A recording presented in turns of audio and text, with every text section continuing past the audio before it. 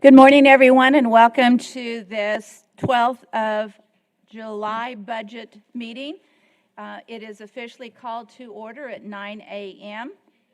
We will open this meeting by asking for any public comments, so issues or concerns not on the workshop itinerary may be raised by the public at this time. Citizens should speak from the podium, address all comments to the dais, begin by stating their name, address, or single-member district number, and limit their remarks to less than 3 minutes. And I also ask all city council members to raise your hand if you'd like to make a comment or question. I will acknowledge you, and we will keep this as a very organized meeting. Is there any public comment?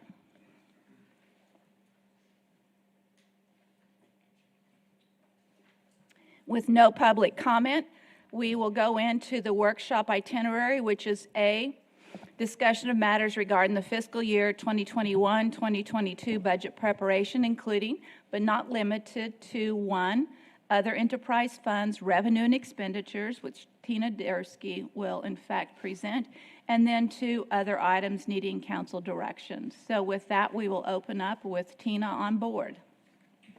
Thank you, Mayor. Tina Dersky, Director of Finance. Today we're going to discuss with you our budget projections for major funds, revenue and expenditures, other than public works funds, so those are our other enterprise funds. Here's a list of what we'll go through. Hotel occupancy tax, civic events, Fort Concho State Office Building, Fairmount Cemetery, Municipal Pool Division, Airport, and the Development Corporation, both economic development and the ballot sides. So for hotel occupancy tax this year, looking at FY19 actuals, we were at almost $2.8 million received by the city. FY20, we came in just over what we had budgeted at $2.33 million. We're projecting for year end for fiscal year 21 to be at actually, this is May numbers, but after we've incorporated June numbers, it'll be just over $2.6 million. So that's May, not April. These are May numbers, yes, ma'am. Okay, because all we have are April. Right? We have, you should have your... The packet that you gave us said that it was through April. Oh, no, it says year-to-date as of May, but then... So... It's through May. Okay. Yes, ma'am. It's definitely through May. Okay. And so, like I said, through the end of May, it was at just under $2.6 million, but we do have June numbers now currently, and it was just over $2.6 million would be our projection. So we are recommending to budget flat this year with last year at the $2.332 million. And with that, we are able to cover, here are all of our obligations that council has authorized to come out of hotel occupancy tax. The Texas Bank Sports Complex remains the same at $50,000. Civic events will go back to their original budget from FY19, which was $1,008,050. Fort Concho staying the same at $50,000. San Angelo Museum of Fine Arts, again, staying the same at $50,000. Downtown San Angelo, $37,500, remaining the same. Cultural Affairs Council also remaining the same at $75,000. And the Convention and Visitors Bureau, their budget from the city will be $915,130. That is based on a flat $965 for their contract because they're on a separate fiscal year from us. They're on a calendar year versus our fiscal year of October 1.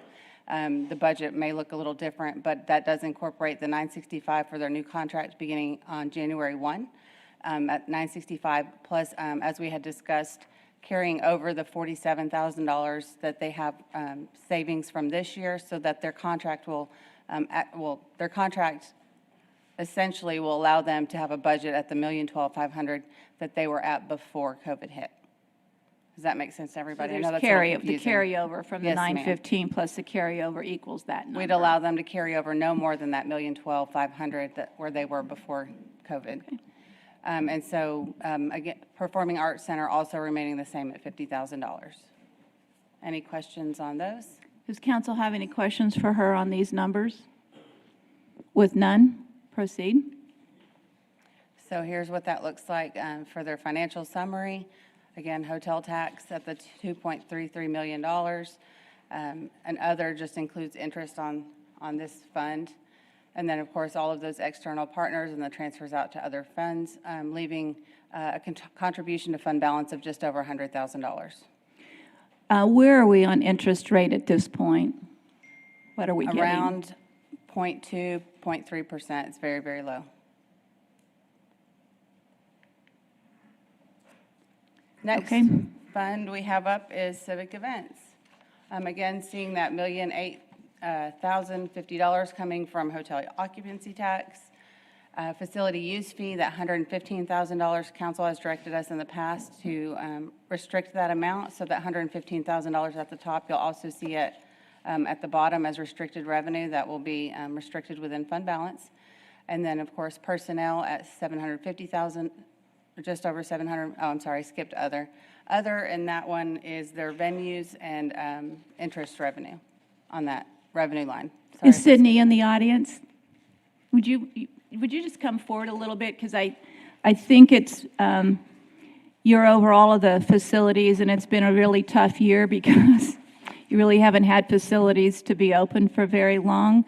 So how do you feel about your facilities? There's two things. One, projects that need attention.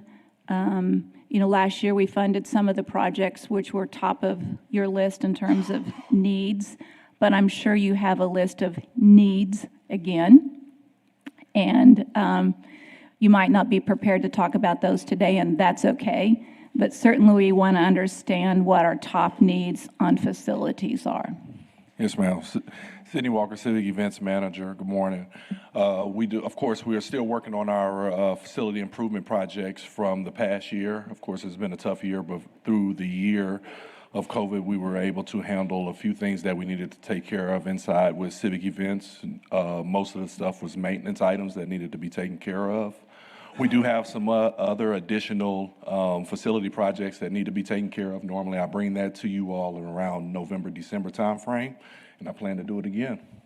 Any heads up on anything particularly? For the most part, some of the needs that we're looking for is river stage. There's a few needs that are on several things that are on the stage that we need to be taking care of. A lot of maintenance items. This past year, of course, we were able to get internet, Wi-Fi access points to our convention center, to the additional needs to the Coliseum, and also to the river stage as well. There's some other things at the convention center maintenance-wise too that we need to start looking at. Grounds maintenance, storage areas too as well for it, for the convention center. There's some other things that we're taking care of. We are bringing that to our Civic Events Advisory Board. We're starting our meetings again to take those items to them, and in the future months, we'll be taking that to you all for City Council. Okay, any questions for Sydney at this point? Yes, go ahead, Tom. Got an add-on, City, that I was contacted by a couple of people from the Stock Show Association. There's a issue with the sewage system. Yes. And that going up there at the Coliseum, because nearly every night we had a problem with that one up there. So if they haven't brought that to you, you just need to tab that somewhere. It's coming. Yes, we've done some internal work on that too as well, trying to get that issue taken care of. And also there's another one, now that you mentioned that, is also looking more into what we need to do with the indoor arena as well. The indoor arena has been, it needs some additional work done to the indoor arena to keep it going and stuff. People, we still have others that rent it out on a weekly basis for it, but there are some needs that we need to start looking at for that venue and to bring it up to standards and stuff. And I would like to make sure we bring that to City Council this year as well. Does that answer your question, Tom? Okay. Any other questions for Sydney while he's up here? Anyway, we're looking forward to, maybe we're not looking forward to it, but obviously we need to see what your major issues are. Yes. And challenges as it relates to facility needs. And events are getting back to normal. We're having many of the concerts and public events that we were having before COVID come back to the Coliseum, the Convention Center. River Stage concerts are back on again and stuff. So looking forward to the future and getting back on track to where we were. All right. Sorry to call you out early on. I appreciate it. Thank you. Thank you. Burrito time. All right, keep going. Okay, so for the expenditure budget for civic events, there's just a slight decrease to personnel.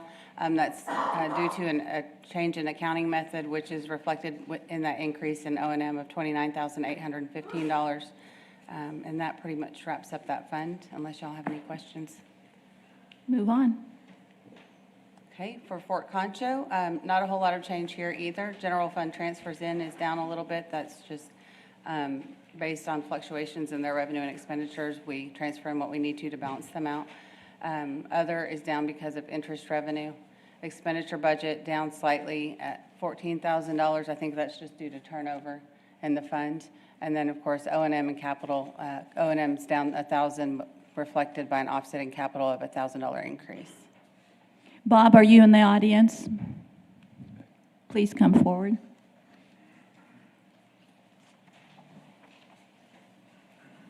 Would you update us on all of the repairs that have been funded for Fort Concho in terms Sure. of? We have two contractors, actually one now. We had two working on the site. The roofs, I'm delighted to say, are all done under the recent contract. Council approved Barracks 1 and 2 at your last meeting, and we will be getting that pushed forward in the next 2 to 4 weeks.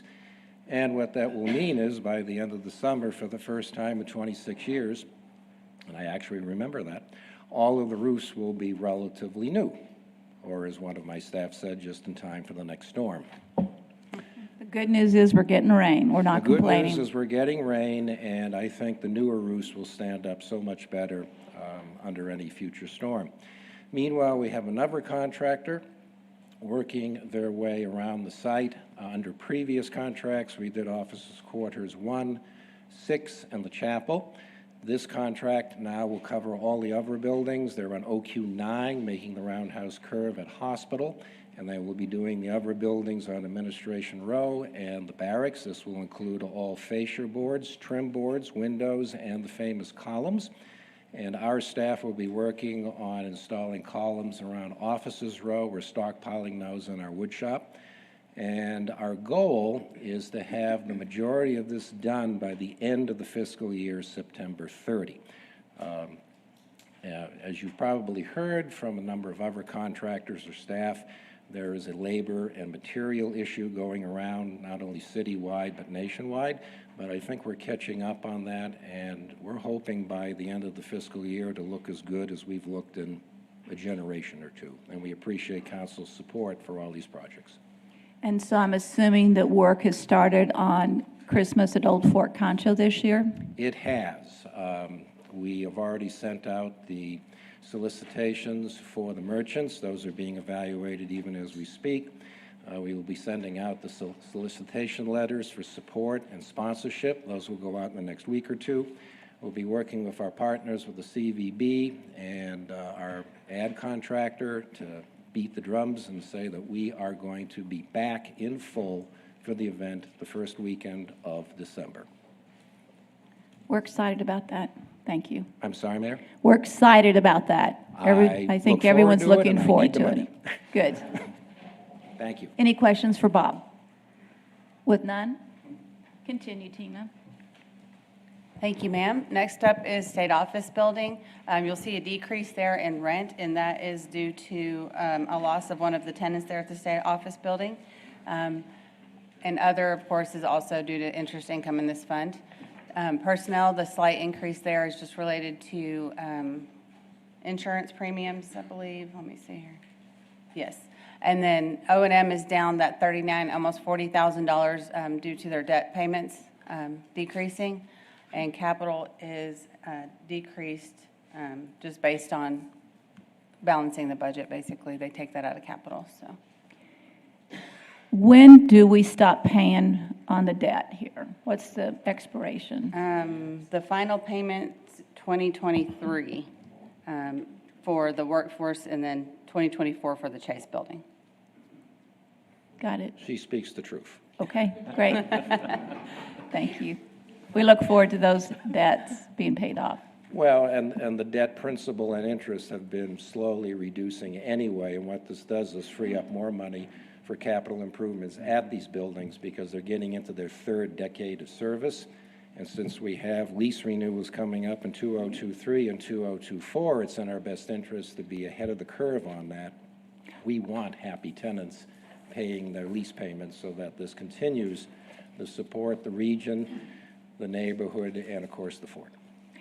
Are all the repairs made on the roof, repairing of the carpet and all of the things, storm damage that we had on that building, has all of that been done? Virtually all of the storm damage is done, but we have two projects out there ongoing that relate just to things we have to do by the lease. One is about a 20,000 square foot carpet job, and that was just because it was due. Again, material delays have caused us to push this back by 30 days, but the contractor is ready to go when he gets his carpet. And we're working on a repair and replacement of various sprinkler heads, but that's just pro forma per inspection. We will be looking next fiscal year at examining all of the air conditioning units. This has not been a bad summer, so they're doing well, but I think it's time to start looking at maybe an assessment of them for a long-term replacement plan. Great, thank you. Tina, you probably don't have this number, but as we conclude with many of these budget sessions, I want to know how much in total, what the reduction in interest is for the total budget. Because we keep looking at, and due to lower interest with this, I mean, we just need to understand what that total is. Okay. Not necessarily today, but as we continue to move through. Kimberly will work on that right now, and if we can get it by the end of this presentation, we will. If not, we'll definitely bring it back with the next one. Yeah, because each slide has another number on it, and not that we can change it, but we ought to be aware what that total Yeah, it was number is. a pretty big impact across Yeah. the board, so. Yeah, okay. Yes, ma'am, okay. Thank you. Yes, ma'am. Any other questions for Tina on this state office fund? All right, with none, let's move on. Okay, next up is Fairmount Cemetery.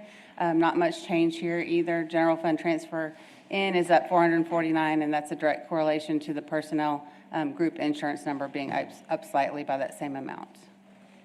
Do we still have lots for sale? Yes, we do. The number is decreasing, and we are working on new reclamations. I think there's probably about 200 spaces left still. How many? About 200. So based on projections, we're looking at 4 to 5 years. So we're currently working on reclamations of additional spaces that could be reclaimed. Okay, thank you.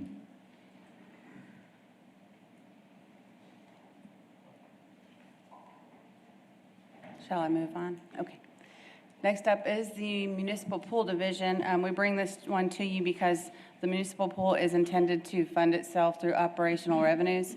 We're getting closer and closer to the point in time where they will probably be more supplemented by the general fund, and so we just want to make you aware of that. What do we do to change that? Because it's not okay to just say we're going to have to take it to the general fund. What do we need to do, Carl, to get the revenue up on the municipal pool? I'm sorry, I couldn't hear. Okay, so the question is, Tina just made a statement that in the past, our expectation is that the revenue here would pay for the operation of this facility, but it's soon not going to do that. So the challenge is, how do we ensure that the municipal pool expenses are paid for by charges for services and rentals? Well, we either have to decrease the expenses or increase the revenues, and increasing the Well, that's revenues. an obvious thing, but how are we going to do Yes. that? One way would be to increase fees. We haven't increased fees since we opened the pool, so we do need to look at that. Do we have the same number of people using the pool, or is the number of people using the pool gone down? The number has gone down, especially And last why? year. Well, because of last year, COVID. of course, but- This year it did pick back up, but it hasn't reached the capacity we had prior to COVID. So we do have some work to do to increase some events, look at the fees. So you're putting together a plan to do two things: look at the charges for services and then figure out how we get more people through those doors. Will do. Because we don't have room in the general fund to finance this, so you need to figure out how to come up with the money through services and rentals. I agree. Okay, thank you. Any questions? Okay, move on. Next up is the airport fund. The primary revenue source, obviously, at the airport fund is the leases and concessions. Jeremy is projecting those to be down quite a bit this next year, at a $118,000 decrease. And why is that? About $48,000 decrease from leases and about $68,000 decrease in car rental and concessions, I believe. Morning, Mayor, Good morning, council, Jeremy. staff. Jeremy Valgartson representing the airport. It's mostly because of rental car. When Hertz went bankrupt, we haven't been able to fill that space. So that's their concession and lease rent for that facility. Is there not another rental car that we can put out there? Yeah, and we're negotiating. We have 2 drafts out right now. The problem we've got is because of the market, there's no cars available. A new company has told us they don't want to come and offer bad service. They're only going to come when they can offer good service, and we're not quite there. We're close, but we're not there.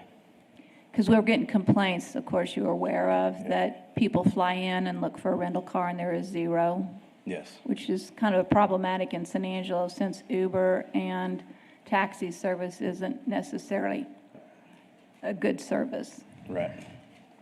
So we got to look at that because it's going to hurt us if we don't have transportation options at the airport.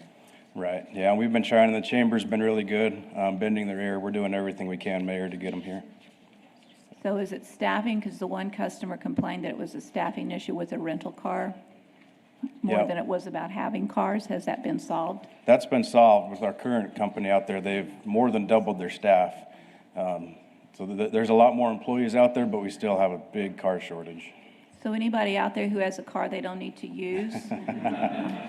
I think we could open up a counter and start, if you have a second vehicle, let's start using it. We'll rent you our car for a rent car. Yeah, There you go. okay. Questions for Jeremy on the first line of being down 118,000? That's a pretty dramatic I have number. one, Mayor. Yes. Jeremy, I had somebody say to me last week that they went for lunch and both the restaurants are closed? Have they been vacated? No, they're still open. The cafe it has a new owner. One of the owners dropped out, so while they're reorganizing, they closed for a week. Then the restaurant, she went through some personal issues at the grill, so they were both unfortunately closed at the same time. And it happened to be during one of our charters, so we lost a lot of sales there. But Okay. they're both back open today. Okay. How are the thank you. vending machines doing out there? Because that's the only other option for people are those vending machines. Do we have adequate vending machines out there? So we're able to keep the candy and the chips stocked because they're ours. We're having a problem with Pepsi, mostly Pepsi. Coke's able to keep their machines filled. Pepsi can't keep them filled because they can't get drivers to come down from Abilene. Okay. We may It's have not to- one thing, it's another, isn't It it? is, and we may have to reach out to Coke and offer them the space if Pepsi can't perform based on the lease agreement. Yeah, I mean, we have to have those vending machines ready to Yeah. go. Right. Okay. Any other questions from council? Okay, keep going. Okay. The reduction there is just due to interest income, and Kimberly did look at our budget for next year. Citywide, we're budgeting down $765,000, and that is based on projections and advisement by our investment advisor. On interest alone. Yes. Say that number again, because that's huge. 765,000 citywide. That's the decrease to our budget next year. Oh, I'm sorry, 795. Even So worse. 800,000. Yeah. Don't Wow. give her another chance to speak. Turn the microphone off. We can't have that growing. Okay, the bad news. Okay, keep Okay. going. So, okay, moving on, personnel for the airport up slightly, that's also due to group insurance. O&M is down 49,000, that's due to the completion of the debt payment that they were making for the L3 hangar to the Development Corporation, so we've had our final year for that. And then capital is just where they pull or put to kind of balance their budget, so. Okay. Any other questions for Jeremy? With none, you may sit down. Thank you. All right, moving on to the Economic Development Corporation. Sales and use tax, we are currently budgeting flat. We will make any changes related to sales tax once we discuss that with City Council in our general fund workshop. And any changes that we make for the city will be reflected and be consistent with the Development Corporation. And then other is down due to, let me check here, because it looks like hopefully more than interest. It includes grant, sale of property, rent, interest, and transfers in, so that's down $136,000. Personnel is up slightly due to a change in an employee there. You know what, stop a minute, because I think I didn't think to ask this when Jeremy was up, but what about hangar rentals? Where are we on hangar rentals? Sorry, change That's okay. slides a minute, but we know that there's a constant conversation about a need for more hangars at the airport. So where is the hangar rental dollars in the budget? Where are those? Tina, where are those? They would be in the leases line. So based off of this number, how much of the 1,368,649 is hangar rental? With all our T hangers combined, it's a little over, I believe, 800,000. And so I know we need more hangars, and I know there's several things going on out there that we need to solve before we know what we can do with adding more hangars. But just for our information, 800,000 out of that 1,368,000 is actual hangar rentals. Yeah, roughly. Okay, thank you.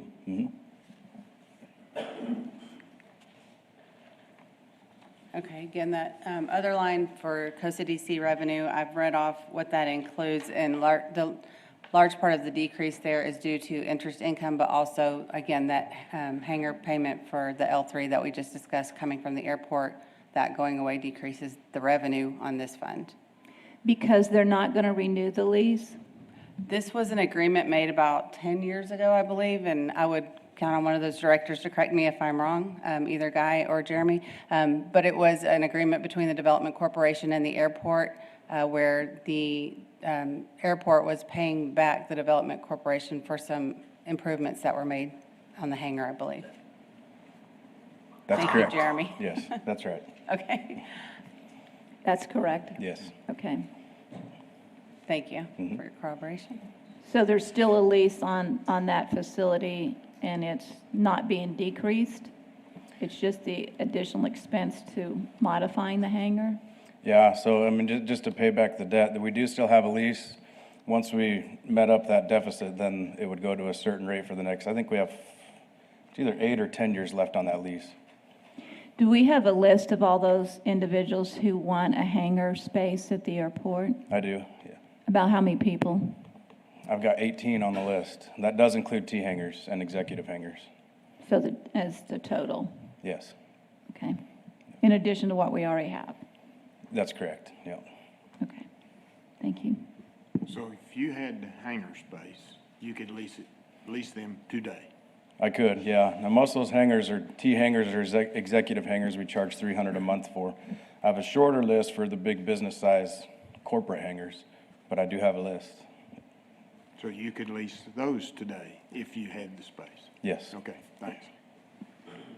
Any other questions for Jeremy? Thank you. You might be called back up again, but Okay. go ahead and sit down. Thank you. Don't go far. Don't leave the room.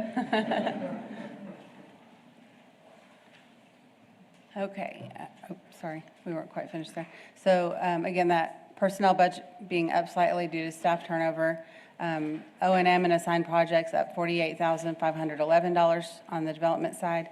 And unassigned projects is where that's their plug account where they put whatever's left to balance the budget.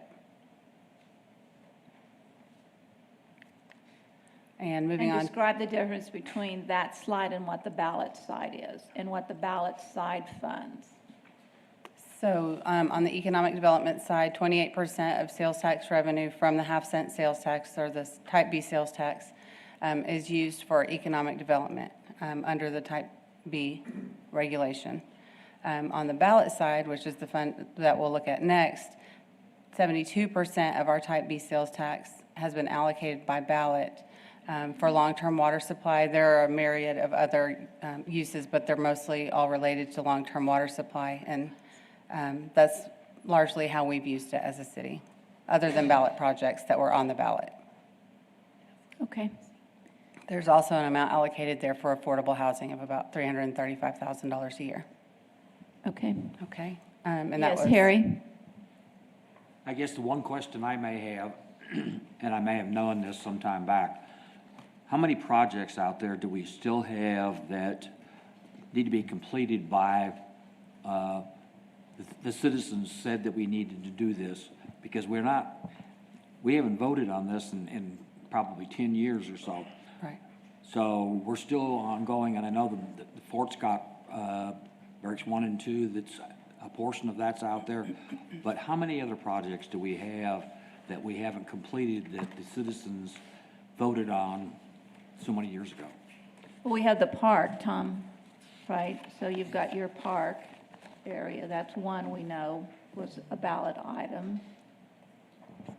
So there were several items on the ballot. As of now, I can't speak to project progress or completion because I'm not a project manager, but I can tell you that as of now, they've all been funded, either through debt or through pay-as-you-go capital from the Development Corporation. So as of right now, every project that was on the ballot has been funded. I can speak to the financial side of it. As far as projects, I'm not sure. I know there's still some money left in the bond fund that was issued for parks and for the Concho River available. And then I know there's 3 pay-as-you-go capital items in Fund 502, which include Fort Concho, the sports complex, and the 29th Street Sports Complex. So those 3 items are still ongoing, as well as the Concho River and the parks items that were funded through a debt issue. And the Concho River project is what project, Rick? Basically, what she's referring to was the initial project, which was the large project, which was completed, which we did a lot of bank stabilization downtown. We did the river trails, we did the lighting, all that stuff. There were a few dollars remaining there. There's some things where we purchased the land next to the river. That's setting, those things are still there. And then there were a few remaining dollars which we have been using toward bank stabilization. Recently, council allocated some additional dollars to work toward that. So we've tried to use any of those remaining dollars that are there to leverage with grant dollars to make those funds go further. So there's not a lot left there. There also is there were a few of the park projects that were smaller neighborhood parks. Those projects only received a smaller amount of money, not enough money where we could go out and contract that project out. So the Parks Department is charged with doing those projects in-house as they can get to them.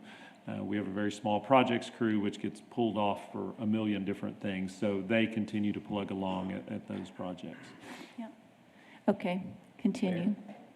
Yes, Michael.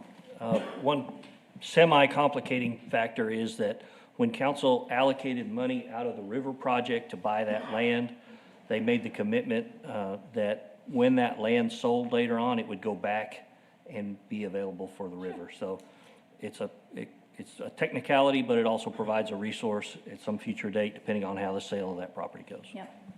Okay. Keep going. Excuse me. Other is up on this one. That is due to the allocation of interest income between the 2 sides, ballot and Development Corporation. O&M It's the only area that's had additional income based off of interest rate. How did that happen? It's not based on the interest rate. It's because the split 72 and 28, we accounting for it in that way this year in the budget, and so 24,000 would go to this side for the ballot side. Okay. O&M up $48,000, and then capital, again, that's just a plug to balance their budget down at $29,000.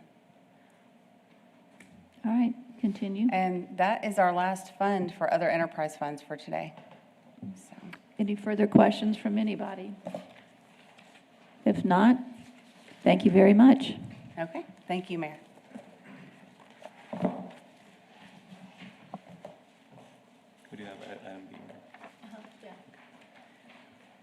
We now have discussion of matters regarding health insurance update, and so we have Brian Kendrick and Jason Newman of Holmes Murphy to make a presentation.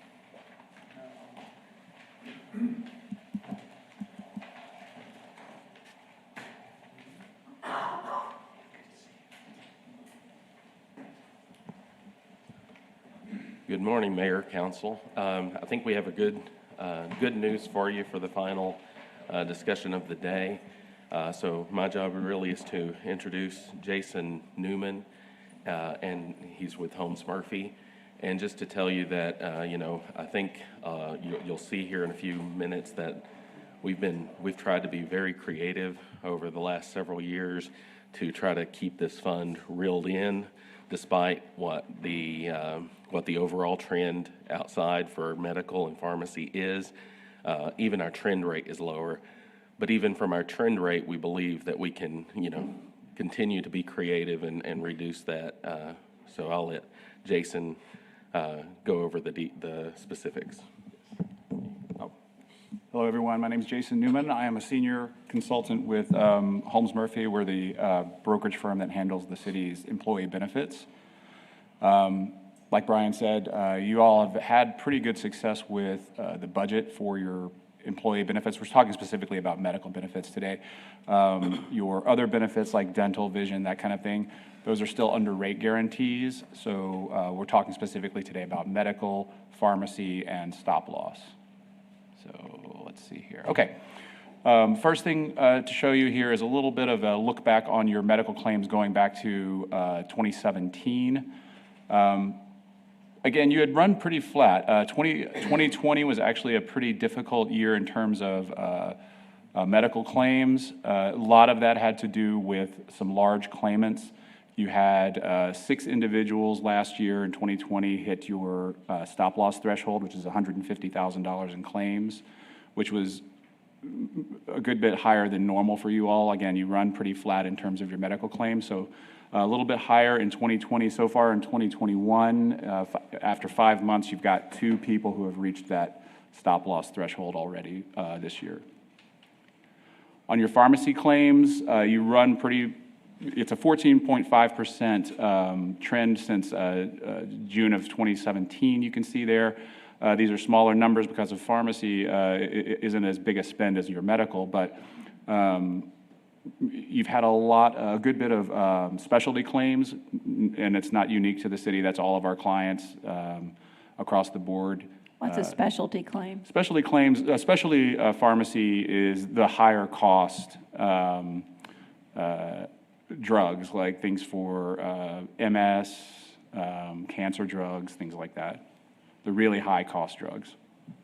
And we do have a strategy to help reduce the specialty spend here that I'll talk about shortly. Some updates on your COVID-19 claims. Just a note first before I go into the numbers here, these are specific to your medical plan. So these numbers all go through your Aetna medical. I know you've had the ability, your employees have had the ability to get vaccines that don't run through your medical plan, so those are not included in these numbers, but you can see the total number of medical claims paid dollars is 438,000, a little over 438,000, and this is since March of 2020. Total number of tests of a little over 1,000, and total number of vaccines is 548.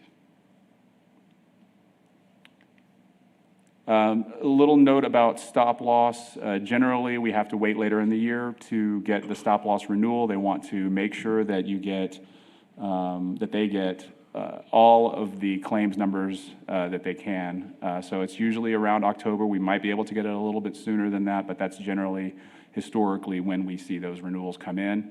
When we did the budget, we budgeted a 15% increase. That's primarily because of those large claims that we saw last year. We do, and the trend in the industry is higher stop loss. We're seeing some higher stop loss renewals than we've seen in the past, so we do expect about a 15%. So when you say stop loss, define what stop loss is. Sure. So you have 2 levels of stop loss. You have an individual stop loss or a specific stop loss and an aggregate stop loss. Individual or specific stop loss is it's a cap to what the city pays in claims for an individual. So if you're on the medical plan, your personal claims reach $150,000. The city stops paying those claims, and those claims are then picked up by stop loss insurance. And then you have an aggregate stop loss that does pretty much the same thing, but it does it as the population as a whole rather than just individual. Yes, Jason? Yes. With some of your high claimants, are you getting any rumblings from your stop loss carrier of a possible laser on any of those claimants? Okay. We have one particularly high claimant of those 6, and it accounted for, I think, about 80% of the total. And that one would probably be lasered out next year, but is describe what that is for everyone, lasered out. essentially what the stop loss, when they come in to renew, when the insurance comes in to renew, they will look at our high claimants and they'll say, okay, we'll cover everyone except that one because we really got burned on that one last year or whatever. But we're in a unique situation with one of them because he'll be aging off to Medicare. So, well, they can put a higher stop loss number on that one claimant, so that's something they have to negotiate. So it can impact your plan if you have very many of those. Yeah. Thanks for that so explanation. we would only anticipate one for next year, but that one is actually aging off the plan. So we don't anticipate there to be too much in that. Yes, Tom? So this is just I don't know, what happens if somebody's not at the point where they're gonna age out and they laser that person out? If they Where does that person go and who pays for that? If they completely laser that person out, it all falls on us. Again, as Tommy mentioned, they could say, well, for that one person, we're gonna charge you whatever. Gotcha. We'd have to make that determination. Gotcha. Okay, I'm good. Yeah, I don't think you're in any danger right now to have a situation like that, just looking at your claims so far this year. And like Brian said, you only have one person on the plan right now who's been lasered, and I think the level is $240,000 for that person, and he's coming off of the plan, I think, this month, maybe. Okay. Okay. Thanks so- for those explanations, because for all of us not in the insurance business, we don't know. Yeah, we can talk in our jargon sometimes. Yeah. So around October is when we will work with Human Resources on getting that stop loss budget finalized when we receive that renewal. We'll go back. So that was a scary number that we kind of just flew over. Budgeted for a 15% increase. Is Yes. that on 15% increase on premium? Yes, it's the stop loss premium. Only the stop loss premium? Correct. Only the stop loss. Okay. Yeah, I Yes. know, just to be clear, yeah. Okay, and before we go into our budget numbers, just some things that we used as our assumptions when we put those numbers together. We used the current HR budget. The medical trend nationwide we see right now is about a 7.7% increase. If you remember the first slide I showed you, you're actually below that. You're about a 6.0% increase on your medical claims. Pharmacy trend, So because our trend is a 6%, this 7.7% is the industry as a whole versus ours. So we would benefit from our 6% trend and not be penalized for the traditional trend of 7.7% increase. Yeah, you're below trend right now, and you have been for many years, actually. Right. 6% is actually high for the city. Pharmacy is at 7.3, you're a good bit ahead of that. Like I said, because of those specialty drugs or primarily, and I'll talk a little bit about that in a second here. We are assuming no plan design changes, so same exact plan designs that you have right now. The pharmacy rebates were included. This Prudent RX Pharmacy is the program I was talking about to help address the specialty drugs. And it's a program that we're going to put in place effective 1/1 of 2022. And it's going to account for about $150,000 in savings for specifically specialty drugs. And we looked at claims experience through May of 2021, and we used your current enrollment numbers. So what we typically do, this is what we've done in years past, is if we are recommending an increase, we show three options. We'll show what would the numbers be if the city takes over the entirety of the increase. We'll show what the numbers would look like if the employees fund that increase, and then it split evenly between the city and the employees. So these first numbers show what we're projecting if the city funds the entirety of the increase, which we are having at a 2.5% overall. You can see that would result in a $166,000 increase to the overall city budget. And that would bring us at a flat in terms of budget versus claims. And just to speak to that a little bit, to give you some reference, currently we're at 514 and some change, so we're talking about if the city funded the entire increase, it would be $13 per employee per month. But we're not voting on that today. You're just No, presenting the this is just- information. This is just option one. Yes. And then this is how the employee contributions would look if that's the route that we took. Obviously, if the city is taking the full increase, then there would be no change to the employee contributions for any of the plans. So option two would be the employees funding that increase. That would put their increase at a 9.3%.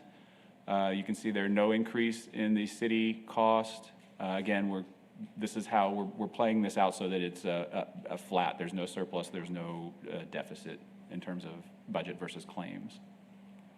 And then given that 9.3% increase, you can see what that would do to the employee contributions for each of the plans.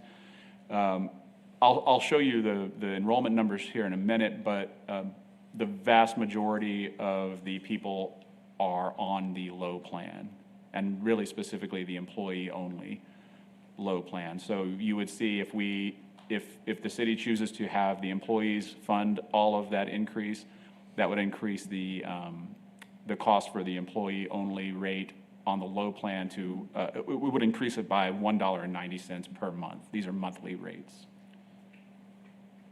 But of course, depending on the tier they are and what members of their family they insure, then it goes up. And so it could be as high as $99.39 per, for that person per month. 6 people, so. Yeah, it's a very small number. So when you go E, S, C, and F, Yes. what's E, S, C, and F? Sure. E is employee only, S is employee and spouse, C is employee and children, and F is employee and family. So what's the difference between children and family? Family means you're covering your spouse and children. And C is just, It's just children, and no spouse. no spouse. Whoa. Okay, and then the third option is the even split of between the city and the employees. That would be an increase to the city of $130,000, and it would result in a 2% increase to both the city and to the employee costs. And this is what the monthly contribution for the employees would look like.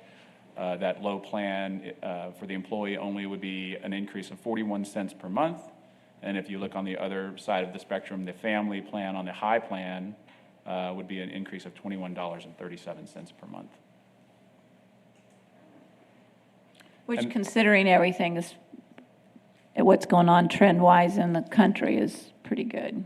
Yeah, a 2% increase is low. Yeah. Yeah. I mean, a lot of people don't want to consider any increases, but in terms of what we see across, our other public entity clients and private entity clients as well, 2% is low. And then just the breakdown of the enrollment, you can see that low plan has the bulk of the enrollees. You don't even have anyone on that high plan with the family cost right now, so. Okay, do we have further questions? We thank you for that good news, bad news. Okay. Well, and let me close out just a little bit by just kind of reflecting on, you see the 7.7 or 7.3% between the medical and pharmacy overall in the nation. I think it does speak to some of the work that particularly Holmes Murphy has done, and then some of the work that my staff has done we're coming to you to actually hit our pocketbook total 2.5%, which is a third of the increase that the nation has seen.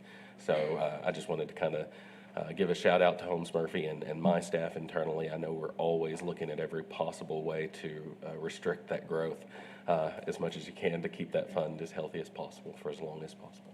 So, Thank you. thank you.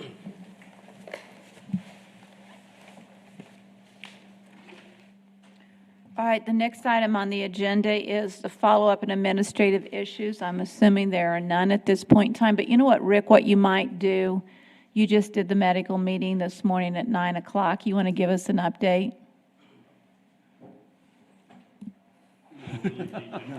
Really detailed. Yeah. No, certainly. It was a good meeting. Our numbers, of course, here still remain low, and we have very few in the hospital.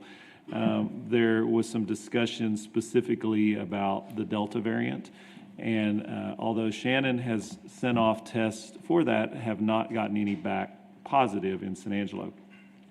With that said, they said it's probably here. In the next breath, Goodfellow said they have had 2 there. Both of those are people who have had a vaccine. What they're seeing is that the vaccine is very effective against it. If people get it, they have very mild symptoms, sore throat, runny nose,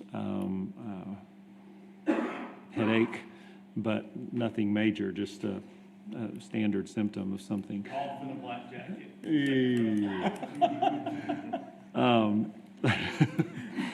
So there is some talk about a booster that could be coming out, but there's no CDC direction on that yet. And one thing that I think we will want to talk about is doing another push on public information. They're saying that about 99% of the people who have passed away due to this disease did not have the vaccine. So a real push to say if you have not been vaccinated, you really need to get that done. So we'll be talking with Brian about doing a new public information push with all of the entities again to really push the importance of getting a vaccination. You want to go over the numbers that Shane provided us in terms of the percent of our community being vaccinated by second dose and single dose? I don't have those in front of me, but I'll it get seems them. like the state was at right at 40 and we were at 39 or something. Yeah. And most of San Angelo was pretty good on the second dose from where we were. But, the good part about it is while that 39% may sound, in my opinion, sounds kind of low, the more at-risk group, 55 and over, our percentages are pretty high as far as those being vaccinated. Give me 1 minute here. I'll find it.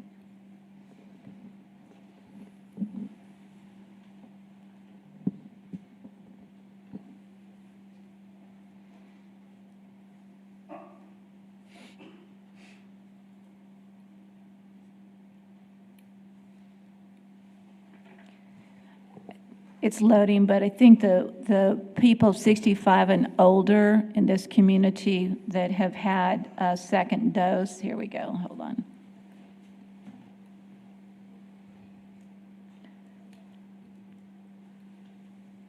Okay, so our percentage of population 65 plus fully vaccinated is 73%, 73.13%. The percentage of the population 65 and older vaccinated with at least 1 dose is 80%.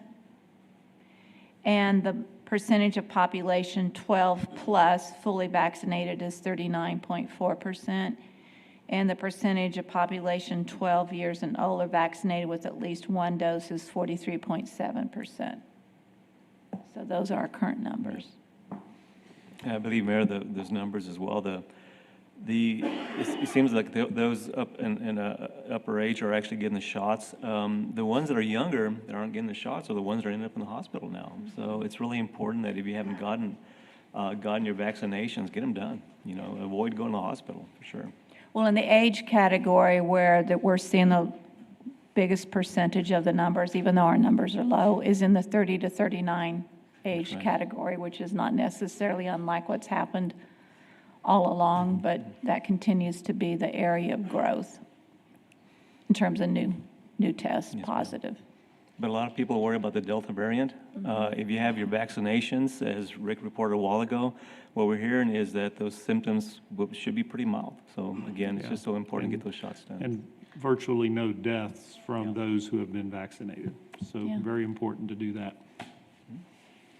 Okay, with that, I will ask for, I guess I need a motion for adjournment. Okay, and a second by Lucy. I'm sure there's none opposed. So with that, we are adjourned at 9:55 a.m. Thank you, everybody. Thank you, staff, for all the information today.